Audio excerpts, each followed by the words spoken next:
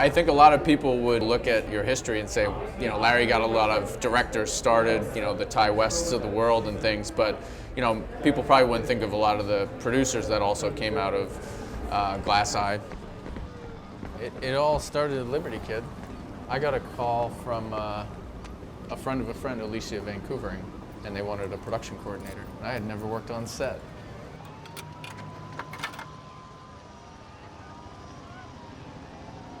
There's one thing to note about Liberty Kid, though, which I think, for me, like the magic of indie filmmaking was, there were many great things about that movie, but we shot in a neighborhood that, you know, wasn't the most desirable neighborhood in New York. It was East Williamsburg. We found a local guy named God is Good, and he became like our fixer, basically. How we met, yo, straight up, he was walking inside a building. I ain't got to see him, my uncle seen him. For me, at that point, not knowing a lot about even production or the technical aspects of it, I realized how much goes into a independent film production. And not only do you need the crew and the technical, you know, know-how and all these things to make a film, but just so much other support from people who you would never imagine are involved from the beginning. You know, you write the script and whatever, you can't predict all of the resources that it's going to take to put a production together.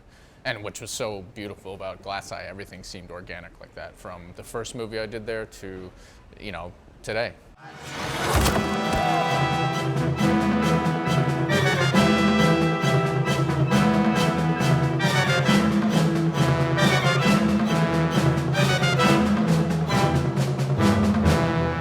Yeah, $250,000 movie, and then Peter Polk had the brilliant idea of, I think we were watching a lot of Lost at the time, and he's like, why not reach out to Dominic Monaghan? And we were like, okay, sure, Pete, you know, whatever. And then within a week, he was on board. What do you got there?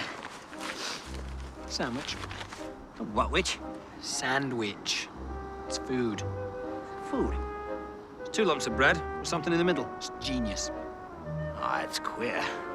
That's all right. And then you started to get excited about Ron Perlman, and it grew from there.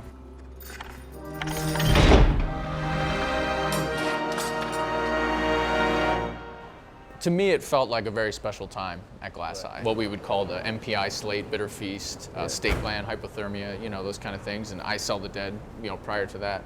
And it felt like a very, very special time, and I wondered if you felt that way too. Oh no, it was the golden years.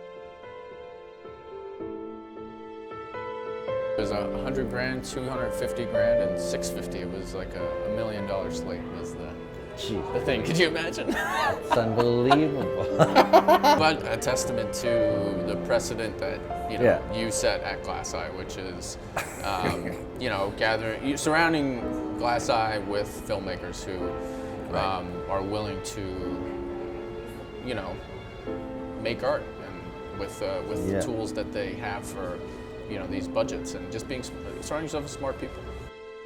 Bitter Feast was the first of the slate, yeah. So much fun. What are your recollections of that? That's too bad.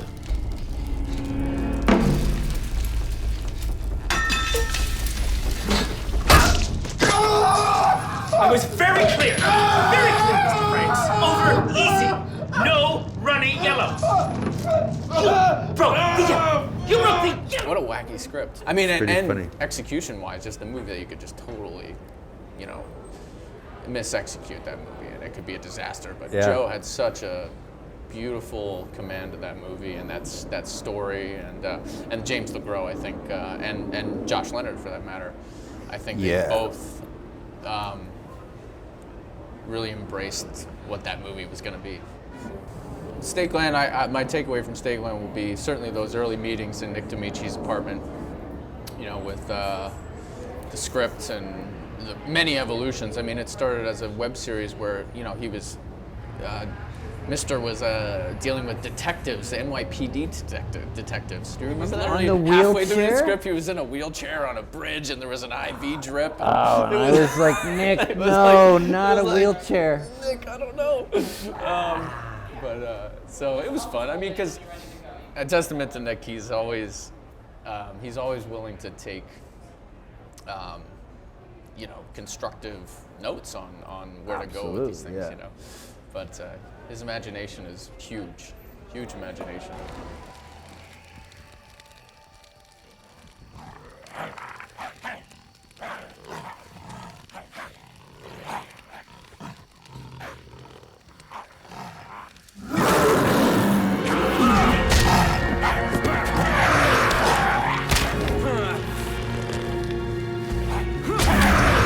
Get back, you bloodsuckers.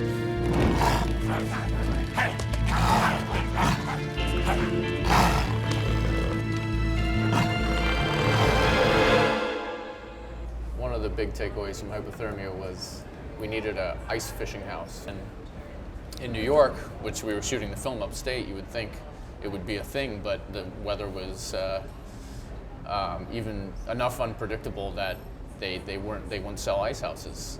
You don't get that every year around 2-3 months of frozen lake. Right. So we had to drive to Minnesota in my dad's truck, which is cool because my parents were always a little confused about how I got into filmmaking, and after a few movies, started to earn their respect on what I was trying to do. And then I think my dad's always been a big believer in having moments with father and son moments, and what better time to share that. So he was pretty excited about going to Minnesota to pick up an ice fishing house for a movie and deliver it to New York. That's so good, man. It was pretty cool. Yeah, it all came full circle. Mike Ryan was the producer that led the charge with Liberty Kid. 4 or 5 years later, in true Mike Ryan fashion, met a filmmaker named Rick Alverson outside of a theater in South by Southwest. He went and saw his movie. New Jerusalem? I think New Jerusalem. And, found this filmmaker who made a brilliant film and was getting no attention, And Mike introduced himself and sure enough, ended up getting, Rick's film made, and I think contacted you probably, and said, what clown can pull off a $300,000 movie in New York? Oh my God! And that's how I got involved. I said I got just the clown. I got just the clown. I got the head clown. The head clown. Driving the clown car, which in hindsight was personally one of my a seminal moment in the journey. So, represent. Represent what? What? I'm representing Williamsburg, bro.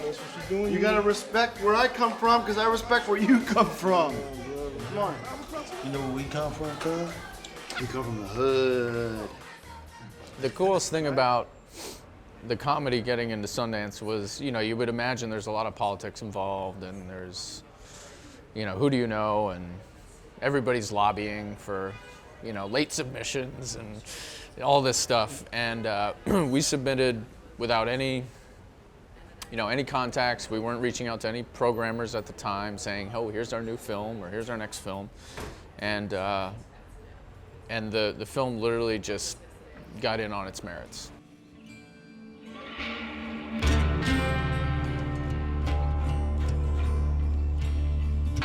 Yeah, the documentary that started as a $20,000 documentary for you, Brent. that ended up as like a $100,000+ documentary for you. These interviews more and more are about how you've all managed to spend my money. Yeah, we hopped in a van, 15-pass van. It was me and 6 Spaniards.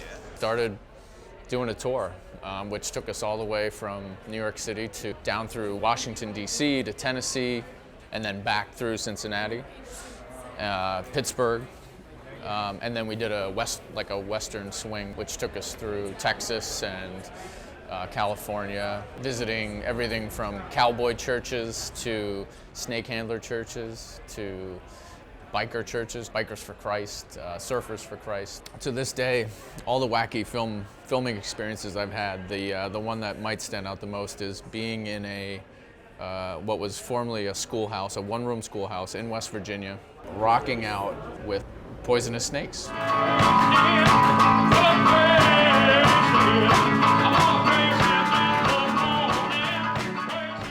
If you get bit, it's God's will. And unfortunately for the pastor that we were with, I think it was about a year after we shot with them, he was bit, and he actually died. Late phases call, you said to me, it's werewolves, it's Nick D'Amici, and then I don't know what you said after that because you didn't have to say anything else.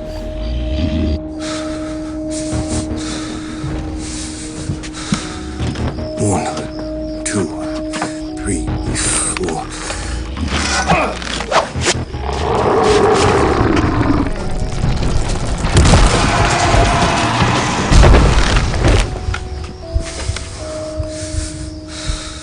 Well, let's turn off the equipment and have one more Well, beer. but I need to wish you a happy 30th anniversary for Glass Eye, Larry. Well, thanks, man. And It's thanks been a for pleasure. everything we've done together, Yeah, man. man. It's meant everything It's to great. me.